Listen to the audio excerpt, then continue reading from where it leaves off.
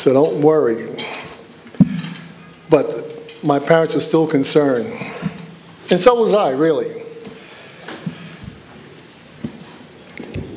We went down by train, and you know the conditions of traveling to the South at that time. I hope I'm not boring you with this story. Okay. If you went down by train, once you got to Washington, you had to separate. Blacks go to the back of the train, whites went to the front. But we didn't move. We stayed in the same car. So there was no movement. We arrived in Lexington about 2 o'clock in the morning. And guys were hungry. We had eaten dinner about 6 o'clock. It was 2 o'clock. So we found the diner. And of course, you know, they said, sorry, I don't care who you are. You can't come in here and eat. But my teammates were looking at me like, hey, do something. So Mr. McGuire, Buck Freeman, and DeStefano went with me into the kitchen, and the team went into the front, and we ate. But that was the only incident of that type there. The hotel was very accommodating. We ate in the dining room. There was no problems. When the game started, I was so pent up and fired up from anticipation of what it was going to be like. I rushed on that court, and every rebound that I saw, I grabbed. I hit my first 3 shots, and then I ended up in the 10th row. So I said, no problem. We continue playing, because that's one thing that you look out for. You know, they bang you up, you retaliate, you're out of the game. But we got even eventually down the road.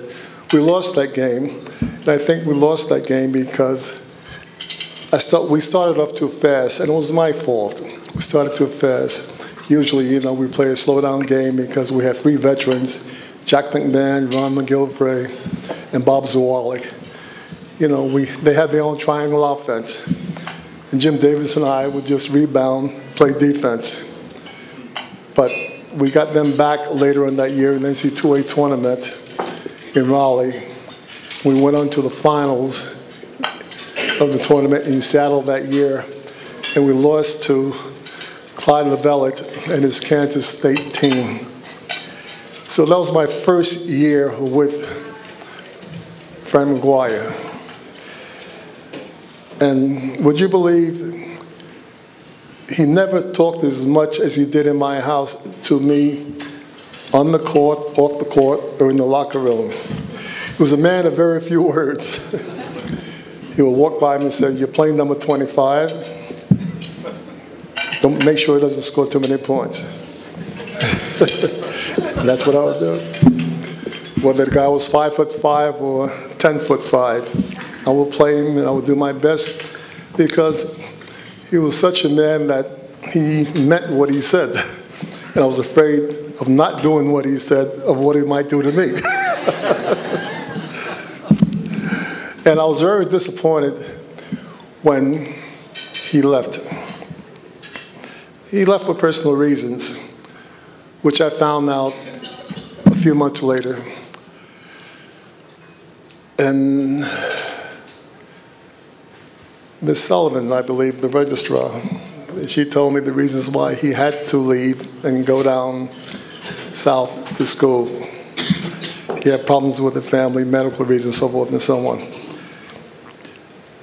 And there was no contact with Ms. McGuire for years. And, you know, my daughter right here, Cheryl, by the way, that's my son, Gregory, youngest son, and Carl, a boyhood friend from junior high school, and Mike, a neighbor I hadn't seen in years, 20, 30 years ago. Cheryl graduated from Gettysburg University in Pennsylvania, and she was undecided about a career. But in the middle of the summer, she said she wanted to be a lawyer. I said, a lawyer? You didn't take any exams, you didn't apply to any schools. She said, I want to be a lawyer. I said, what do? You know, they feel that you can do any and everything. So Ms. McGuire was at South Carolina University then. So I wrote him a letter explaining everything to him and apologizing for writing at such a late date. He responded within a week saying when to send Cheryl down, and don't worry. That's all. I put Cheryl on the plane. She flew down. She was met at the airport by Alex English. He took her to the University of South Carolina. She registered in law school, and now she's a lawyer down in Harrisburg, Pennsylvania.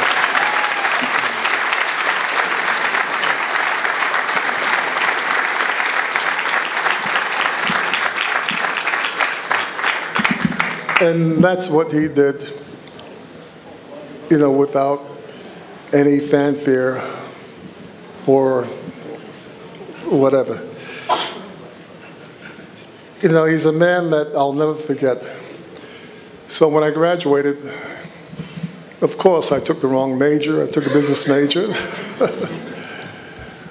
And in the 50s, it was not as easy to get a job in business as it is today. I would go see the personnel director, and he would realize who I was. We would discuss basketball and the garden and games. And in the end, he would say, I'm sorry, but I haven't gotten anything for you. You want to be a salesman?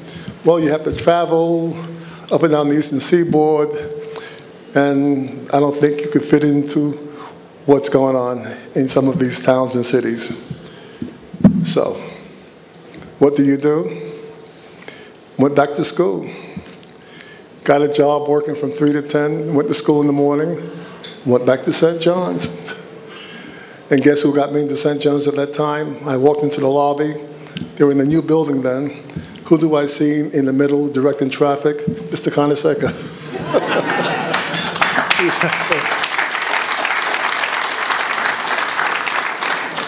He says, don't worry, we'll take care of you. Go see Ms. Sullivan. And I registered, and I took a whole sequence in education to apply for a teacher's license. And that's why I started teaching. And what did I do? I started working in one of those schools, special schools, where the young men that were not wanted by any other principal would be sent. So this was a challenge, which we accepted. And by the way, Hector Camacho, remember him, the boxer? Yeah, he was one of my kids. Okay? He made money, he made a living. Also, I had an Olympic champion, which I won't mention his name because of the background. He's an Olympic champion. And I had many all-city basketball players, many civil servant workers, and these are kids who society said could not function, you know, in the world in which we live in. So, to Ms. McGuire, I owe an awful lot. And so to receive an award in his honor means a lot to me. I thank you for being so patient, and hopefully I'll see you again next year. Thank you.